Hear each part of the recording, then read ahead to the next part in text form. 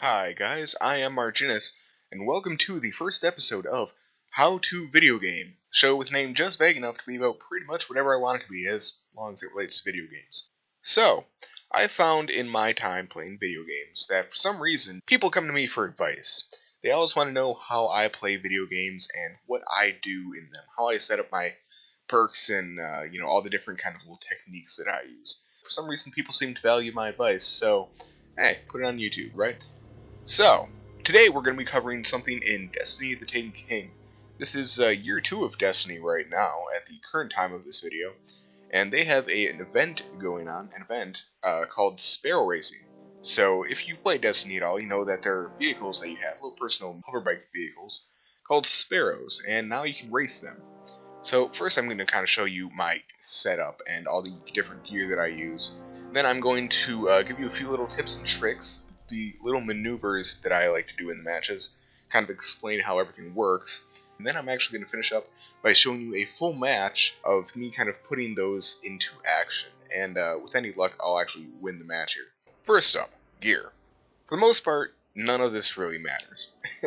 You can get special racing gear that you get from the event and doing certain quests and bounties and all that stuff, but none of this really matters. You can see I have some equipped right now, but I'm just going to put on whatever I think looks cool, because none of that, again, really matters. You do not need these special perks to win a match, not in the slightest. I actually don't have any of them even unlocked right now. So that just goes to show you. You may want to put on the Sparrow Racing League Titan mark if you are a Titan, or Warlock Bond, or Cape, if you're a Hunter or Warlock, because that will increase your reputation gains and will make you level up faster and get more gear quicker, as it were. But again, you don't even need that. The only important thing, besides your shader, of course, because looking cool is necessary, is a good Sparrow. This will actually affect how you do in the races. Now, on the second part of the Sparrow Racing League quest, you actually do get a 160 speed Sparrow, which is the ideal that you want, and it will actually help you very much so if you don't already have one. Now, if you're familiar with Destiny at all, there are actually multiple Sparrows. There are a few different archetypes.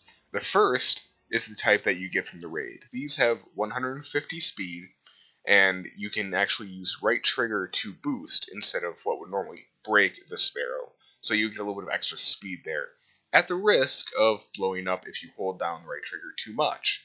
Now, this will be a different button on PlayStation and so on, but I'm playing on Xbox One, so I'm actually going to use that for examples right now.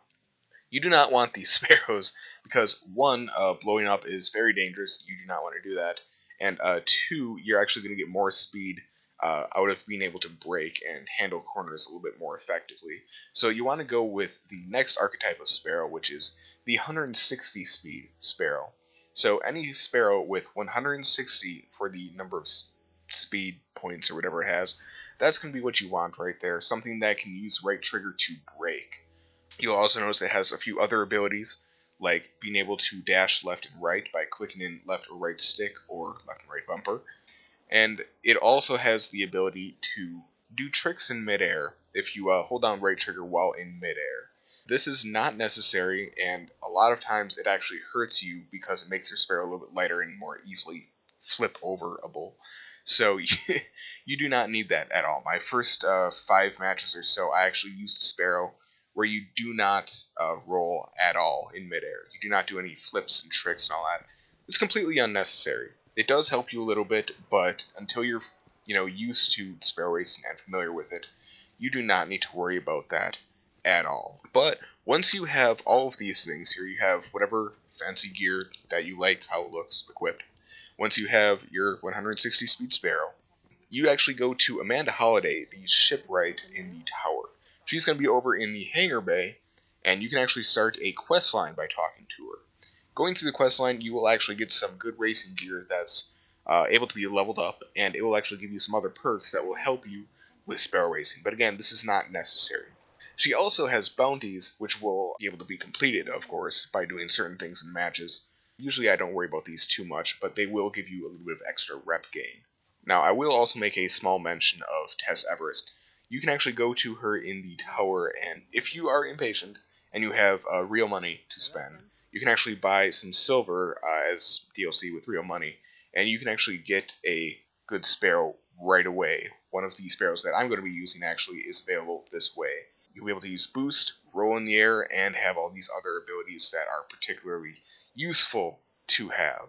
And then you also have a logbook where if you complete certain steps, you will be able to get certain Sparrow Racing gear and the like. So, on to the race. Right now, there are 2 maps that you can actually play in Sparrow Racing League. The first is going to be Venus, which is what I'm going to be showing you here, and the other is Mars. But because Venus is a more straightforward map, I think, and it can show more things for a beginner, I'm actually going to be using that as an example. And Mars, I'm just going to let to you to practice on and figure out how that works.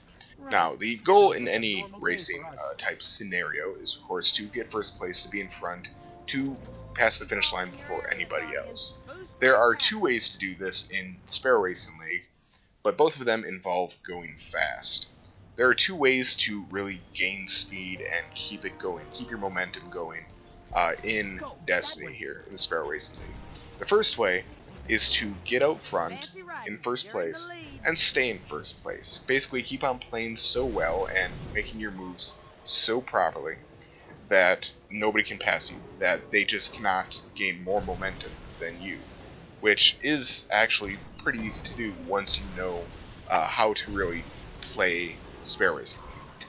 Once you know that you can hit all of the markers and hit all the corners, is my preferred way of winning. Now, the second way, which I actually recommend for newer players, is first of all going in and staying around second or third place until the third and final lap. Now, what this does is it actually makes certain things easier to do so that you can actually go and gain momentum and pass up first and second place right in the last second, and they can't do anything about it. Because when you're in first place, the game is a little bit harder to play. So, going back again to speed, there are 2 things that you want to do to continue going fast. First one, on your straightaways, on any kind of straight part of the map, you want to make sure that you are hitting all of these speed boost markers. During Sparrow Racing, there are these glowing blue speed boost gates. It actually boosts your speed and gives you a little bit of momentum in whatever direction you're facing. Now, these are going to help you immeasurably when someone's trying to pass you or when you're trying to pass someone. It's going to either keep them from passing you or help you pass them if you hit these boosts and they do not. Now, the second thing, and what I think is immeasurably more important, is being able to take your corners very well. If you can go around a sharp corner and keep your momentum going faster than anyone else, and if you can actually go and cut the corner, if you can not take as wide an angle going around it, then you're going to be able to increase the distance between you and whoever's behind you by a very large amount. Now, speed boosts are pretty straightforward. You go through them and they make you go faster. But some speed boosts are actually placed at an interesting angle. What they want you to do is they want you to go through there and get the speed boost, but what's going to happen is you'll end up taking a corner wide right after. One of the things that you can do is you can actually use right trigger to brake and then actually go into the speed boost at a different angle. Even though your speed will slightly go down right before you hit the boost, you'll be able to go through at a closer angle to the corner that you're going around. That way you won't take as wide of a turn and you won't actually lose that ground, even though you're still keeping that momentum boost that you get from going through the gate. Now, one of the things that I like to do in conjunction with this is you can actually go and you can use right trigger to brake around a corner, and then you can use your boost to slide right or slide left, and you can actually go and hit that gate very easily while going into it more or less sideways. This will actually give you the momentum, but it will allow you to go at a much different angle than most people do. Whereas they just go straight through the gate and keep on going in whatever direction they were going, you can change your direction and get that momentum boost right after that. It's also easier to hit some gates while you're braking through. Because of how the game works, you can actually use right trigger and go in sideways, and sometimes when you go through the gate and it won't actually activate for whatever reason because the hit detection is off or whatever it is, the hitboxes are a little bit iffy, breaking through, putting you through sideways will actually more consistently land you in a position where the boost is actually taking effect. Now, the only other part that I really want to cover right now with the boosts here are when you're on those straightaways. A lot of times there's going to be a boost gate on the left, and then a boost gate on the right after, and then a boost gate on the left again right after. What you want to do right now is, instead of using your right stick to control where you look and turn into them, instead use your left stick, at least on the default settings. These will allow you to move your Sparrow left and right without actually changing your direction. Think of your camera as anchored right in the middle, and then your Sparrow can actually move to the left and right of your screen without actually turning left or turning right. This is going to be very helpful, again, just making sure you hit those gates. Now, on to the fun bit, cornering. Now, a lot of times you'll be able to go and hit a corner, and you'll bump into the wall, or you'll take it really wide and even fall off a cliff. You don't want that to happen. That's going to slow you down, and that's going to kill you, which will also slow you down. What you want to do is use right trigger just a tiny bit to brake, so that you can actually go through there at a very tight angle. But that's not going to stop your momentum. So this is always fun to explain, but what I like to do is, as I'm going to take a corner, for example, we'll say a left corner here, very sharp left turn, I'm going to use right trigger to brake, and I'm turning left. The brake is actually going to allow you to turn faster and more accurately, but your momentum is still going to be pushing you into the wall. So what I like to do, while I'm braking here, as I'm turning, I like to boost to the left with, in this case, my left stick. I click that in, and it actually dashes me to the left. It allows me to stop my momentum from pushing me into the wall, but it allows me to keep it going so that I can actually take the turn much faster than anybody else. This is very, very helpful. Another thing you'll notice, if I'm taking a very wide turn, a very protected one, not a sharp corner, but a long turn, I'll actually be pushing to the left with my left stick all the entire time to put myself closer to the inside, even if I end up missing a boost sometimes in here. But the other thing is that if I have extra charges, these dash charges left and right do run out. I will actually use my left stick, clicking that in, to take the left turn a little bit easier. Again, keeping yourself closer to the inside of the track, allowing you to cut corners and cover less distance than most people. That's why a lot of times I'll actually not hit the boost markers, and I'll still get a higher ranking, a higher place in the match than other people who are playing. But another thing I did not mention, a lot of this will take practice. It's good to know the tricks, but you also have to just do them and get used to them. And of course, playing with people, trying to win matches, you're going to get better. Lastly, I'll cover here, just speaking of practice, one of the unnecessary things that can be kind of helpful are if you get a Sparrow that can do tricks in the air. Now, unless you have one that has 160 speed, I do not recommend even trying to go for one of these that can do tricks, okay? What you can do with these Sparrows is you can actually go in midair on the jumps, you can hold your brake, or right trigger in my case, and use left stick to flip your Sparrow around. You can do a barrel roll to the left, to the right, you can front flip, back flip, that kind of thing. And what this will do is it'll actually increase your dash charges. So, of course, dashing left and right with left bumper, left stick, right stick. It'll actually give you energy for that so that you can do those moves more often. It is helpful, but again, unless you know how to land these, unless you have practiced these, you're not going to want to try this, because a lot of times it will otherwise blow up your Sparrow and you'll die and be set farther behind in the race. That said, they are kind of useful. On the bigger jumps, I recommend doing a front flip or a back flip, because these are a little bit more consistent to land. You'll actually hit the ground and keep on going a little bit easier. And of course, on the smaller jumps, you do not have the air time to go around and do a full front flip or back flip, so you want to actually do just a roll to the left or right. Again, if you're not used to actually doing these, if you're not used to doing these moves and being able to land them, you're not going to get your boost back. You're not going to help yourself because you're going to be dying. Not to mention, if anyone is close by behind you, they actually have a good chance of bumping you, especially if you're running on a leggy last generation version of Destiny, where people have a tendency to teleport behind you. You do not want them to come back behind you and hit you and knock you off course and flip you over and kill you, which is a real possibility. So, with all of these tips and tricks in mind, let's actually start a race here. Sparrow Race. Get those drives running.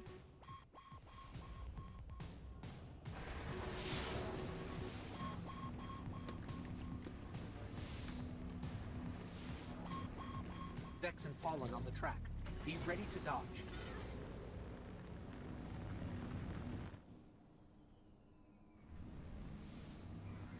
So here we are on Venus. I'm actually going to show you a full match here. Right away out of the gate, you can actually hold boost right away. You can hold left trigger right as the match is counting down, so you don't have to worry about Mario Karting that and holding down boost at the right time to get a little speed boost out of the gate. That doesn't really happen. So I'm just going to go and let these people kind of go ahead of me for a little bit, just to kind of show you that these tricks can actually work. Now, if you'll notice, I'm in last place, so the gates are a lot bigger than they could be when I'm in first place. At the very beginning, I was in first place for just a little bit. The big gates will get smaller and harder to hit as you go up in the rankings, and as you get farther away from other players in the match. But you can see here, it's just a matter of hitting those gates. Let's see, here I use that little boost turn, again, right trigger brake, and the left stick click in boost. And the gates are getting a little bit smaller because I'm actually going ahead here. I did a little roll there, just because I can, and no one's close to me. And this turn here, I just passed everybody up. That is my favorite turn, to just pass everyone up, because I can keep my momentum going, whereas no one else can. Again, just braking around the corner, turning, and then using left stick to keep my momentum going. And there, just use left and right stick clicking in to make sure I hit those boosts and don't hit the wall. And right here, there's a big jump, but you notice I did not do a roll because I didn't feel comfortable trying to do a roll right there. Bounce off the wall, and I'm able to take that boost very, very easily instead of being pushed out towards the outside of the map. That's another little trick that I have in my arsenal, besides being able to just brake into boost and go in at a different angle. I can actually hit the wall, and that'll bounce me off quick. It'll slow me down right in the beginning, but it'll actually allow me to go in the boost at a different angle, which will actually help me. Now again, you notice I'm missing some of the boost plates here, but I'm actually pretty far in the lead right now, so it doesn't particularly matter, at least at this point right here. You, again, do not need to hit the boosts if you can actually go and just take the corners well. If you can stay in the lead by taking the right path, or if putting a boost would actually throw you into a wall, you do not need to hit it. I've completed quite a few matches actually where I've gotten first place, and I hit the least amount of boost gates in the match. Now you'll also notice you still want to take these turns very well even if you're in first place, because people will be able to catch up to you if you do not continue racing well. And you can see I'm actually not doing the best, but these guys seem not to be able to catch up to me very easily, so that is always fun. I would also like to mention something about my Sparrow at this point. You can actually notice I'm using the Void Streak, I believe it's called Sparrow. While I'm boosting, you can actually see a Void Orb in the front of my bike. Just in case you're wondering when I'm boosting, when I'm not boosting, even though I'm pretty much boosting the entire time. Again, they're just using right trigger, going in at the right angle to the boost gate. Very important.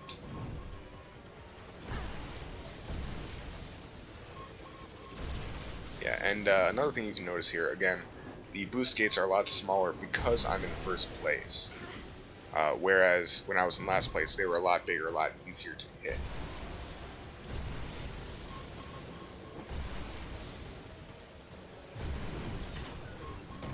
There we go, taking a wide turn and use left stick boost, the dash, just to get back into the boost gate and take the turn a little bit easier as opposed to being forced to the outside of the wall and going slower. Do a little bit of flip, get some of my boost energy back. You can see on the lower left hand side of my screen that actually almost instantly recharged the entire thing there. And we're on lap 3 of 3 already. So I just got to keep my lead a bit here. You can see on the right hand side of the screen, I'm actually quite ahead, so I have nothing to worry about at this point. And this was from me starting, in the back. This is from me saying, hey, all you other guys in the match, you can go ahead of me. Let me kind of show off here a bit. So, there's that. The one thing you will want to do is whenever you're in the last leg of a match like this, you really, really need to hit your boosts. In my case, it wasn't that important because I was so far ahead. But again, a lot of times this is when people will want to come from behind and they'll actually want to overtake you right at the last second, because then you won't be able to do anything about it. Again, because staying in behind will actually give you bigger boost gates, so it'll be a lot easier to keep up and gain your momentum, as opposed to being in first place. So a lot of people will stay in second or third until the very last leg of the match, and then they'll go and overtake you with momentum. But there we go. Match 1. So go to the tower, turn in my bounties, and hey, gain a bit of Sparrow rep, gain a few legendary items, and hopefully you guys can too. If you have any of your own tips or tricks, feel free to leave them in the comments. Let me know. Subscribe to the channel if you haven't already, and hey, you know what? If this helped you, or if you liked the video, just give me a like. Help me out a little bit. But outside of that, I will see you guys next time.